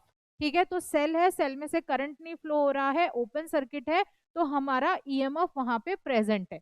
अब बात आती है टर्मिनल पोटेंशियल की। तो टर्मिनल पोटेंशियल हमारा क्या है, जो मैक्सिमम पोटेंशियल है हमारे पास में। ठीक है, तो दैट इज टर्मिनल पोटेंशियल। एक बार इन सब की हम लोग डेफिनेशंस यहाँ पे देख लेते हैं। सबसे पहले हमारे पास इंटरनल रेजिस्टेंस है। इंटरनल रेजिस्टेंस को हम डिफाइन कैसे करेंगे, द रेजिस्टेंस ऑफर्ड, एक second, the resistance offered by the electrolyte and electrodes of a cell when the electric current flows through it। जब किसी भी सेल से करंट फ्लो हो रहा है, तो उसका जो इंटरनली, मैंने कहा ना कि जो इलेक्ट्रोड से जो इलेक्ट्रोलाइट है उसके अंदर जो हमारा रेजिस्टेंस है, that is known as the internal resistance. External कौन सा, तो जो एक बल्ब बनाया था हमने सर्किट को कंप्लीट करके, that was the external resistance. Internal electrodes और इलेक्ट्रोलाइट से हम लोगों को मिल रहा है।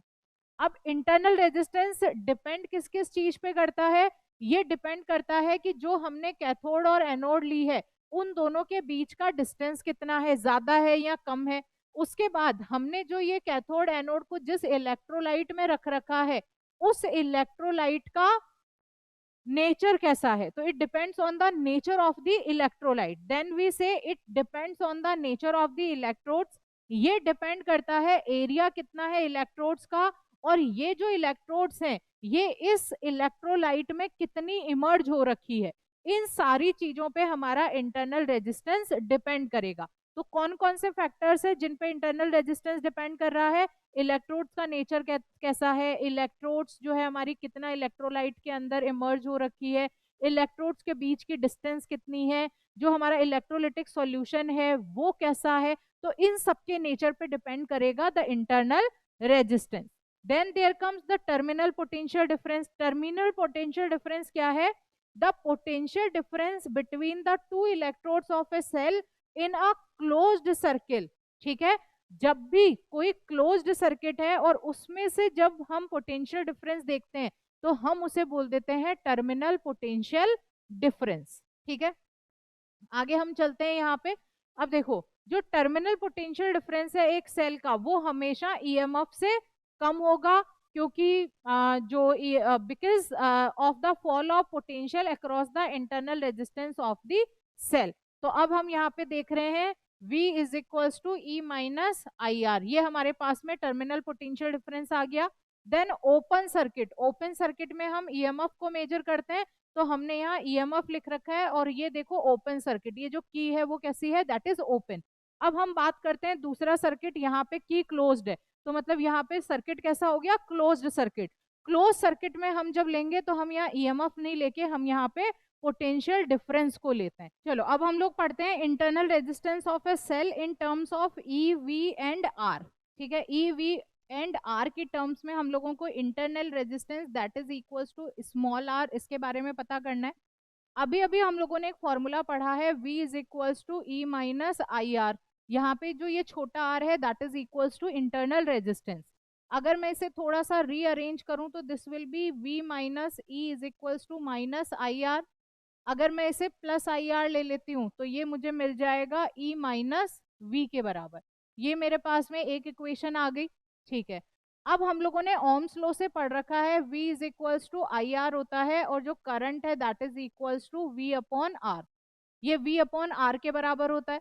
ठीक है, अब हम यहाँ पे क्या देख रहे हैं, हम यहाँ पे देख रहे हैं आई आर जो है हमारा वो किसके बराबर है, E माइनस वी के बराबर है। यहां से अगर मैं इंटरनल रेजिस्टेंस निकालूं तो वो हो जाएगा E minus V upon I. I की वैल्यू हम यहाँ से ओम्स लॉ से वी अपॉन आर लिख देते हैं, तो R is equals to E minus V upon R. अगर हम इसे सॉल्व करते हैं तो हमारे पास में इसको सॉल्व करने पे क्या आएगा, E minus V upon 1 into R upon V, ये आएगा। इसे हम और फर्दर सॉल्व करेंगे तो हमारे पास ये आ जाएगा E upon V minus 1 into R. So this will be the internal resistance. तो हमें ई वी एंड आर की टर्म में, ये ई है, ये वी है और ये आर है, इसकी टर्म में हमें इंटरनल रेजिस्टेंस मिल गया यहाँ पे। बस यही हम लोगों को फाइंड आउट करना था। लेकिन जब चार्ज हो रही होती है कोई भी बैटरी या सेल, तो उस टाइम में जो उसका पोटेंशियल टर्मिनल डिफरेंस होता है वो E V is equals to E minus I R नहीं होके ई प्लस आई आर होता है। तो ड्यूरिंग द चार्जिंग आपको ध्यान रखना है, फॉर्मूला थोड़ा सा डिफरेंट हो जाएगा। रेड पेन से ये विजिबल होगा क्या आप लोगों को? I hope this is visible. एक बार इसको मैं कलर चेंज करके देखती हूँ ना। चलो, तो ई वी एंड आर इन दोनों के टर्म में हम लोगों ने देख लिया कि किस तरह से हमारा रेजिस्टेंस है।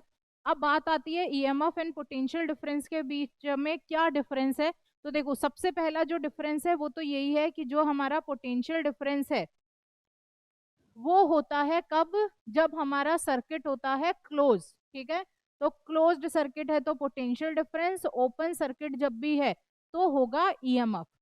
ठीक है, दूसरा जो ईएमएफ है it is independent of resistance of the circuit, और ये किसके ऊपर डिपेंड करता है, सिर्फ और सिर्फ जो हमारी सेल है उसके इलेक्ट्रोड्स पे डिपेंड करता है, उसके इलेक्ट्रोलिटिक सॉल्यूशन के नेचर पे डिपेंड करता है। इसके अलावा हम इस टर्म को सोर्स ऑफ ईएमएफ के लिए यूज करते हैं। वहीं पे जो पोटेंशियल डिफरेंस है वो किस पे डिपेंड करेगा, कोई भी जो सर्किट है जिसमें से करंट फ्लो हो रहा है उसके दो पॉइंट्स पे डिपेंड करेगा। इसके अलावा हम किन्हीं भी दो पॉइंट्स के बीच में, कोई सर्किट है उसके किन्हीं भी दो पॉइंट्स के बीच में पोटेंशियल डिफरेंस को फाइंड आउट कर सकते हैं। तो these are the three differences between EMF and the potential difference. अब बात आती है हमारी cells in series combination. Series combination है, इसका मतलब सेल का सिंबल कैसा होता है, ये वाला सेल का सिंबल है। हम इसको क्या करेंगे, हम इसको सीरीज कॉम्बिनेशन में कुछ इस तरह से लगा देंगे। तो ये हमारे पास में सीरीज कॉम्बिनेशन में लग गई। फिर हमने यहाँ एक रेजिस्टेंस और यहाँ पे एक हम की लगा देते हैं इसकी, और इसको हमने इस तरह से कनेक्ट कर दिया। अब की हमारी ओपन है, यहाँ पे देखो ओपन की है तो यहाँ पे हमने ई ले रखा है। जो ईएमएफ है वो सीरीज कॉम्बिनेशन में सब में बराबर रहेगा। ठीक है, तो जब भी हम सीरीज कॉम्बिनेशन लेते हैं तो हम क्या कहते हैं कि same amount of electric current यहाँ से फ्लो होना चाहिए। तो same amount of electric current रहेगा। इसके अलावा जो ईएमएफ होगा, टोटल ईएमएफ, वो किसके बराबर हो जाएगा, वो E1 plus E2 plus E3, जो ये इंडिविजुअल ईएमएफ्स है उनके बराबर हो जाएगा। जो total internal resistance of the battery आएगा वो किसके बराबर आएगा, वो इंडिविजुअल रेजिस्टेंस के सम के बराबर आएगा। कुछ इस तरह से हम इसको लिख देते हैं। Current I is equals to हमारे पास आ जाता है N E upon N internal resistance plus external resistance. ठीक है, जिसमें एन ई क्या है, total EMF of the battery, मतलब एक का ईएमएफ ई है। अगर n नंबर ऑफ सेल्स हैं तो टोटल ईएमएफ कितना हो जाएगा, n इंटू ई, इसलिए n ही लिया है। नेक्स्ट हमारे पास में total internal resistance of the battery. अगर एक रेजिस्टेंस हमारा स्मॉल r है तो टोटल जितने भी सेल्स हैं उनका टोटल इंटरनल रेजिस्टेंस कितना हो गया, n नंबर ऑफ सेल्स हैं तो nr हो गया। तो टोटल रेजिस्टेंस कितना होगा, ये एक्सटर्नल रेजिस्टेंस प्लस ये इंटरनल रेजिस्टेंस, तो इसलिए टोटल रेजिस्टेंस हमारा nr प्लस r हो जाएगा। अब हमें पता है करंट का फॉर्मूला क्या होता है, V अपॉन आर, ये हमने ओम्स लॉ से पढ़ रखा है। अब V तो कब आता है, जब हमारा क्लोज सर्किट होता है। हम तो ओपन सर्किट की बात कर रहे हैं, और ओपन सर्किट में क्या है, ईएमएफ को हम यूज करते हैं। तो हम यहाँ पे ईएमएफ लिखेंगे E, और यहाँ पे R की जगह हम इंटरनल रेजिस्टेंस लिखेंगे प्लस एक्सटर्नल रेजिस्टेंस, तो दोनों आ गया। ईएमएफ हम सारी सेल्स के लिए ले रहे हैं इसलिए वो हो गया NE। तो यहाँ से हमें ये I का फॉर्मूला मिला, that is NE upon NR plus capital R। Done है इतना। चलो अब हम आगे चलते हैं। अच्छा, इसका कंक्लूजन बता देते हैं कि सीरीज में जब भी हम सेल्स को कनेक्ट करेंगे तो हमें क्या मिलेगा। हम कहते हैं कि when internal resistance is negligible in comparison to external resistance, तो फिर सेल्स को हम सीरीज में कनेक्ट करते हैं ताकि हमें मैक्सिमम करंट मिल जाए। तो जब भी इंटरनल रेजिस्टेंस नेग्लिजिबल होगा तो सीरीज में कनेक्ट किया जाएगा so that maximum current can be obtain. ये इस फॉर्मूले से भी हम प्रूव कर सकते हैं। तो ये प्रूफ अभी हम नहीं कर रहे हैं, बस आपको ध्यान रखनी है इस चीज को। नेक्स्ट है, जब हम सेल्स को पैरेलल कॉम्बिनेशन में लेके जा रहे हैं, जब पैरेलल कॉम्बिनेशन में हम इनको कनेक्ट करते हैं तो उस वाले केस में क्या होता है, जो हम कहते हैं कि सीरीज में तो क्या हो गया हमारा A1 plus A2 plus A3, लेकिन पैरेलल में हम क्या करते हैं 1/R1 plus 1/R2 plus 1/R3, इस तरह से करते हैं, रेसिप्रोकल लेके चलते हैं। तो देखो, जब हम पैरेलल में कनेक्ट करेंगे तो जो इक्विवेलेंट ईएमएफ आएगा सेल का, that will be equal that of the cell is same as that of a single cell। तो सिंगल सेल के ईएमएफ के बराबर हमारा इक्विवेलेंट ईएमएफ होगा। तो जो टोटल ईएमएफ है that is equals to E. ठीक है, the reciprocal of total internal resistance is the sum of the reciprocal of the individual internal resistances. तो अब टोटल हमारा कितना हो गया, R अपॉन N हो गया, क्योंकि 1/R1 plus 1/R2 plus 1/R3, इस तरह से हम करेंगे, n नंबर ऑफ सेल्स है तो टोटल इंटरनल रेजिस्टेंस क्या आ जाएगा, R अपॉन N। तो R upon N internal resistance आया है, एक हमारे पास में कैपिटल R एक्सटर्नल है, तो टोटल रेजिस्टेंस हमारा क्या हो गया, R plus small r divided by n। अब करंट के लिए फॉर्मूला क्या है हमारे पास में, करंट के लिए फॉर्मूला है हमारा V upon I, V upon R। V की जगह हम ईएमएफ लिखेंगे, n नंबर ऑफ सेल्स है तो n लिखेंगे, R की जगह हम R plus small r divide by n लिख देंगे। ठीक है, इसको हम सॉल्व भी कर सकते हैं, इसको जब हम सॉल्व करेंगे, जब हम इसे सॉल्व करेंगे तो हमारे पास क्या आ जाएगा, N E divide by N R plus small R. ये हमारा यहाँ पे करंट आ जाएगा when we are taking the cells in parallel combination. अब पैरेलल कॉम्बिनेशन के लिए हमारे पास में कंक्लूजन क्या आया, अगर एक्सटर्नल रेजिस्टेंस नेग्लिजिबल है in comparison to internal resistances, तो उस वाले केस में मैक्सिमम करंट अचीव करने के लिए we connect the cells in parallel combination. ठीक है, मिक्स ग्रुपिंग ऑफ सेल्स भी होती है जिनमें दोनों को एक साथ में कुछ सेल्स में, जैसे ये वाले सारे के सारे किसमें है, सीरीज में कनेक्टेड है, ये सीरीज में कनेक्टेड है, ये सीरीज में कनेक्टेड है, और फिर इनको आपस में पैरेलल में कनेक्ट कर दिया।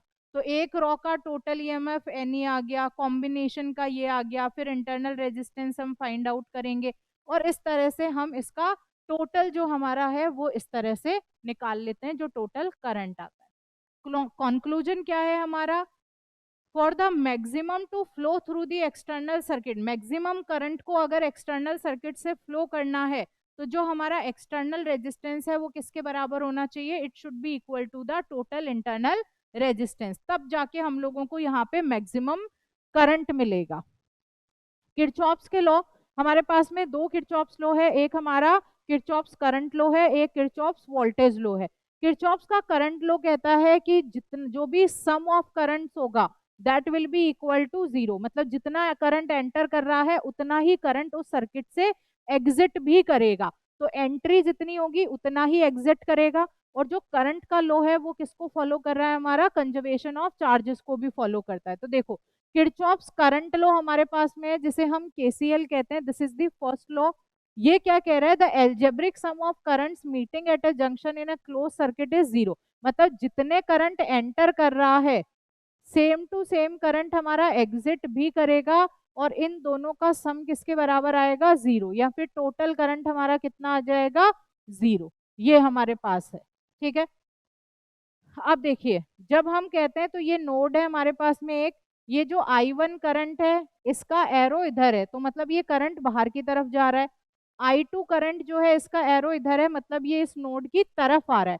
तो जो करंट हमारा जंक्शन की तरफ आ रहा होता है उस वाले डायरेक्शन को हम पॉजिटिव लेते हैं, और जो जंक्शन से अवे जा रहा होता है उसे हम नेगेटिव लेते हैं। तो साइन कन्वेंशन हमारा क्या हो जाएगा, इनकमिंग करंट को हम लोग पॉजिटिव बोलेंगे टुवर्ड्स द जंक्शन, और जंक्शन से जो आउटगोइंग करंट है उसे हम नेगेटिव करंट लेंगे। ठीक है, किरचॉफ्स लॉ को हम किस तरह से लिखेंगे?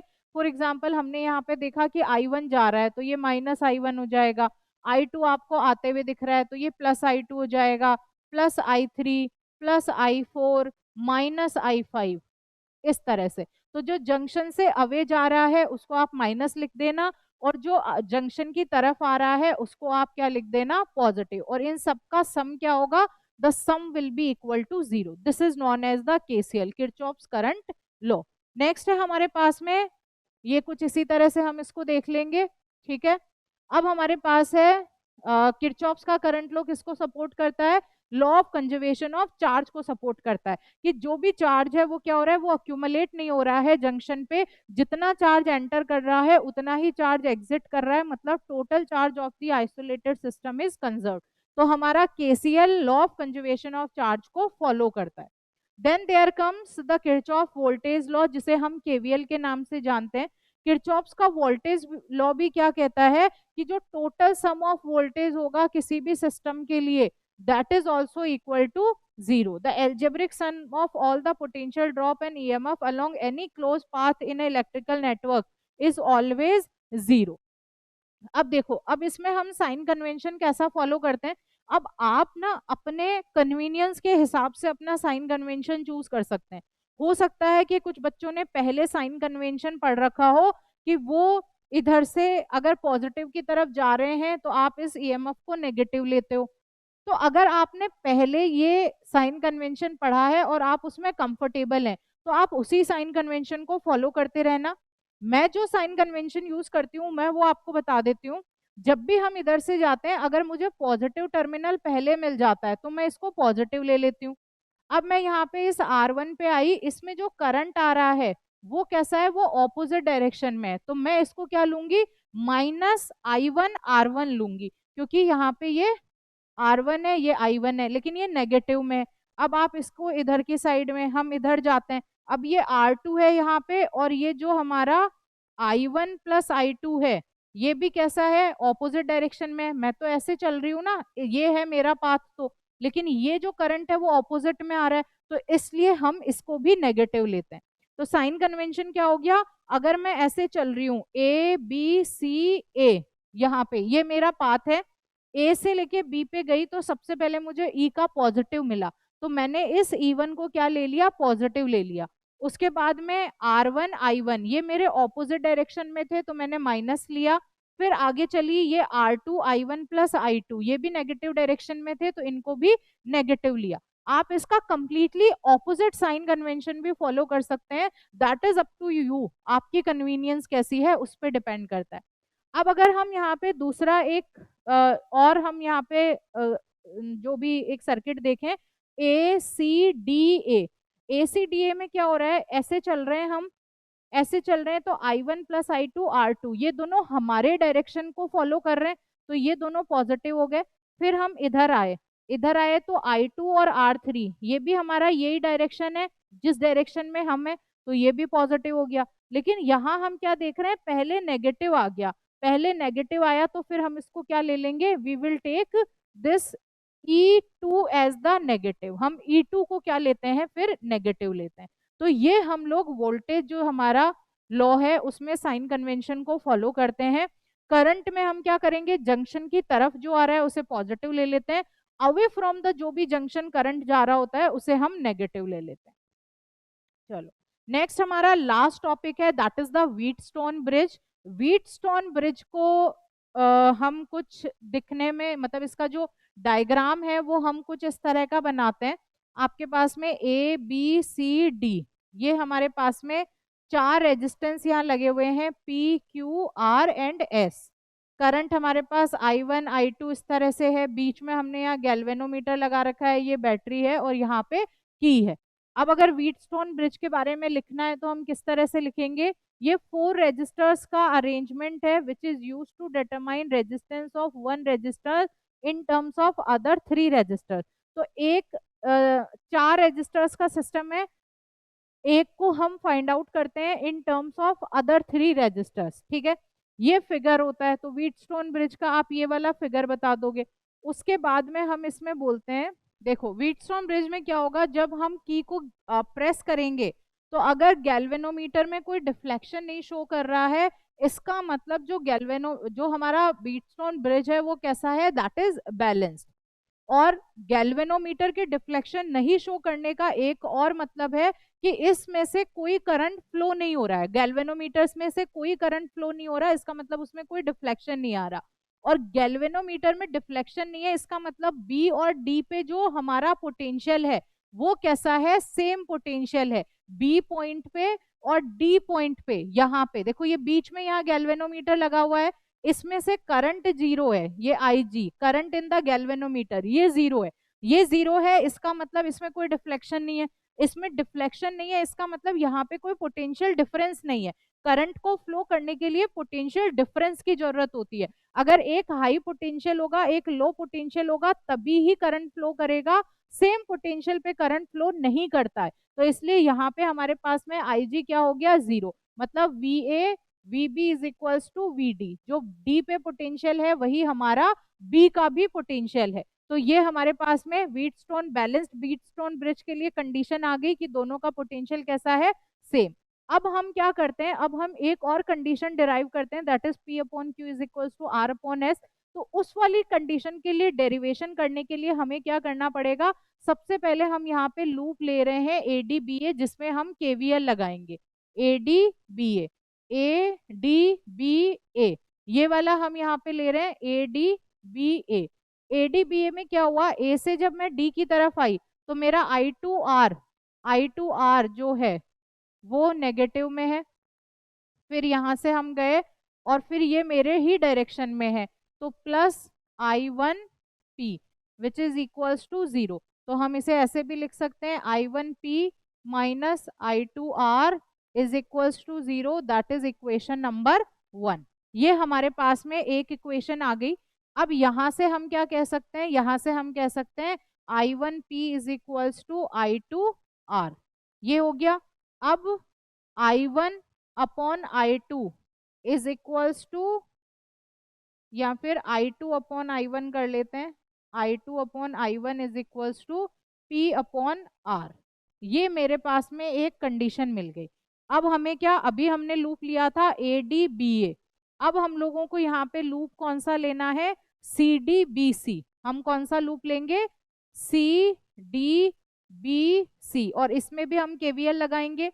तो सी डी की तरफ आप आओगे तो ये आई टू करंट है हमारा, यहाँ पे आई टू एस ये हमारा नेगेटिव में, आई टू एस।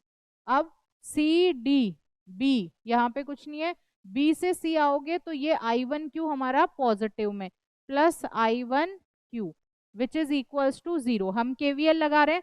अब यहां से मैं क्या कह सकती हूँ, I one Q is equals to I two S, ये हमारे पास है। अब वहां पे मैंने I two upon I one लिया था, तो यहाँ पे भी मैं I two upon I one ले लूंगी, तो मेरे पास में क्या आ जाएगा, Q अपॉन एस आ जाएगा। तो यहाँ से हम क्या कह सकते हैं, P अपॉन आर हमारा किसके बराबर आ गया, ये हमारा Q अपॉन एस के बराबर आ गया। या फिर क्या हम इसको ऐसा बोल सकते हैं, हम इसको ऐसा भी बोल सकते हैं, इस Q को इधर ले आओ, R को इधर ले जाओ, तो P अपॉन क्यू किसके बराबर है, R अपॉन एस। इन चारों में से अगर हम लोगों को, ये बैलेंस्ड व्हीटस्टोन ब्रिज की कंडीशन हम बात कर रहे हैं, इन चारों में से अगर हमें एक भी पता होगा रेजिस्टेंस, तो हम तीन पता होंगे, एक नहीं पता होगा, तो हम जो चौथा वाला है उसको इन तीन की हेल्प से फाइंड आउट कर लेंगे। ठीक है, ये हमारी इक्वेशन नंबर 1 आई, ये हमारे पास में इक्वेशन नंबर 2 आई। यहाँ से हमने P upon Q is equals to R upon S वाली जो कंडीशन है इसको ले लिया। ये हमें कौन सी कंडीशन है, P upon Q R upon S, this is the condition of balanced Wheatstone bridge, उसकी कंडीशन हम लोगों को ये दे रखी है। यहाँ चैप्टर नंबर 3 हमारा थ्योरी पार्ट कंप्लीट हो गया है। क्वेश्चन आंसर्स एग्जांपल्स ये आप सब लोग एक बार सॉल्व करेंगे, जो भी डाउट्स आएंगे यू कैन आस्क मी, मैं वो आपको सॉल्व करवा दूंगी। Thank you so much. Next अभी हमारी जो क्लास होगी उसमें हम लोग चैप्टर नंबर 4 डिस्कस करेंगे।